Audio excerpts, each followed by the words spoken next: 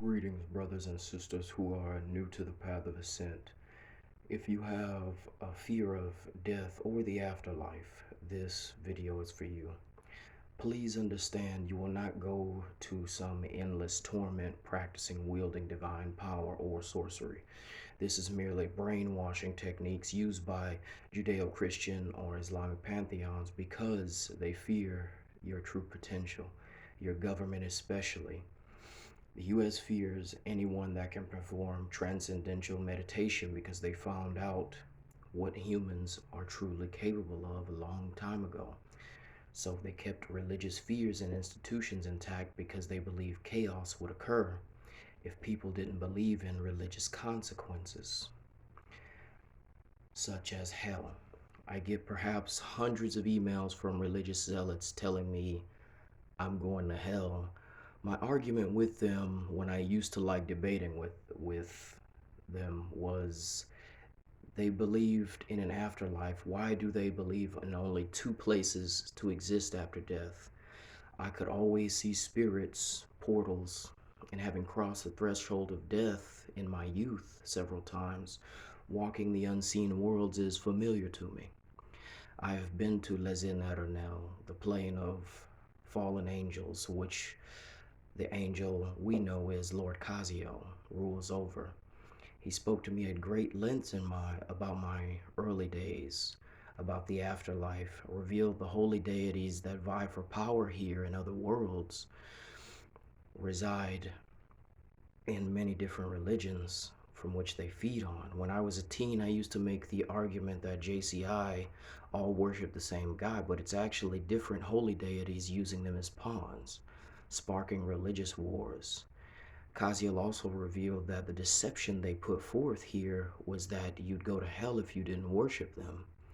They actually refer to any plane of existence without their quote-unquote holy presence. It is referred to hell because they have no influence or power there.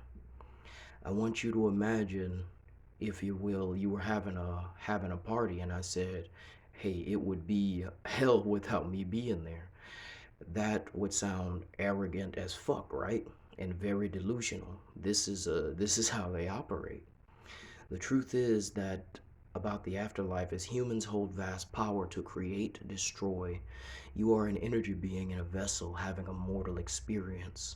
You bind yourself to your afterlife. People without spirit, your average Joe, who never seek out their ancestral ties, are usually trapped in the cycle of reincarnation. If you came into sorcery, you have already escaped such a process of entrapment. In the past, when I called on Chinnabog, he called this place Tartarus, the prison of the gods. He said there are actually very few mortals left. He said many of you are here because at some point or another you could not or would not be controlled. Your memory fades like a dream, your ancestral power and birthright bound deep within your human vessel, hoping you never discover it. But many cultures have found enlightenment and see that the truth of the multiverse is vast. There are many worlds beyond our own, full of knowledge and experience. Don't let the weak-minded make you think you should fear going beyond or exploring. In Magick, we bind ourselves to the many places our spirits inhabit. Each has its own dimension, its own ecosystem with its entities that rule over it.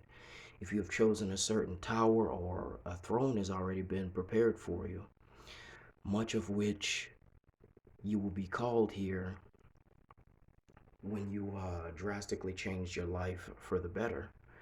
You start to understand the secrets beyond this world.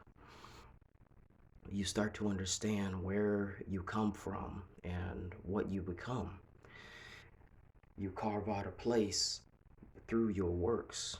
Let go of that fear of hell. It will do nothing but hinder your growth to your ascent. Blessings, brothers and sisters.